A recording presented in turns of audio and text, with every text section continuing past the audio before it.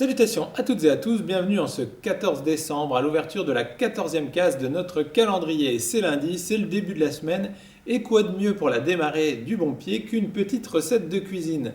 Rassurez-vous, comme je vous l'avais promis, cette fois-ci il ne s'agira pas de chocolat chaud, mais il y aura quand même du chocolat dans la recette puisque l'on va voir comment réaliser des roses des sables maison. Donc sans perdre plus de temps, je vous propose de me rejoindre en cuisine.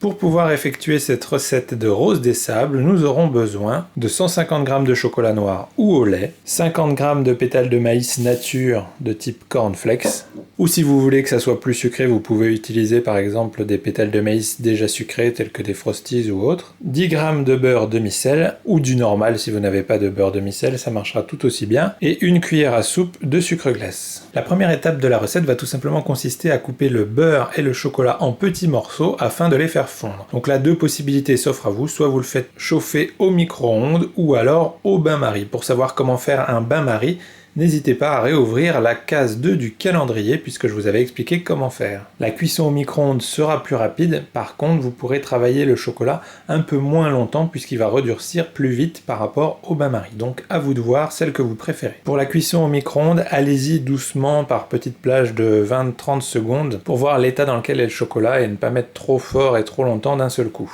Une fois que c'est chaud, on incorpore le sucre glace à l'aide d'une spatule ou d'une maryse, etc. En fait, en fonction de ce que vous avez sous la main. Le but est que la préparation soit lisse et brillante. Une fois qu'on est satisfait du résultat, on va venir enrober les cornflakes à l'aide du chocolat.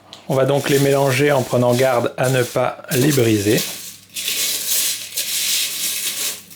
Donc une fois que vous avez bien mélangé le chocolat fondu avec les pétales de maïs, en fonction de ce que vous avez à disposition, vous allez pouvoir donc récupérer des cuillères de préparation que vous allez disposer donc dans des ramequins, des caissettes en papier, ou même en tas sur du papier sulfurisé. Dans tous les cas, ensuite il faudra réserver tout ça, c'est-à-dire le mettre au frais pendant au moins 1 heure de façon à ce que ça se solidifie avant que nos roses des sables soient prêtes à être mangées. Donc voilà, avec ces ingrédients, vous avez de quoi fabriquer à peu près une douzaine de roses des sables. Tout va bien évidemment dépendre de la taille que vous aurez donnée à ces dernières. Donc maintenant qu'elles ont bien réservé, au moins 1 heure, je le rappelle, on va donc pouvoir les décoller de leur contenant délicatement afin de ne pas les briser pour pouvoir ensuite les consommer.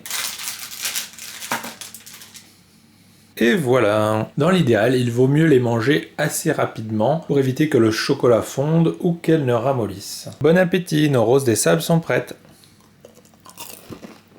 Et elles sont délicieuses, en plus d'avoir la fierté de les avoir préparées maison. Et voilà, j'espère que cette recette vous aura plu et pourquoi pas vous aura donné envie de la reproduire. Je remercie mon amie Claire puisque c'est elle qui me l'a fournie et que pour ma part, je me suis bien régalé avec. J'espère que ce sera le cas pour vous aussi. Donc voilà, sur ces bonnes paroles, on vous souhaite une excellente journée et on vous dit à demain pour l'ouverture d'une nouvelle case. Salut!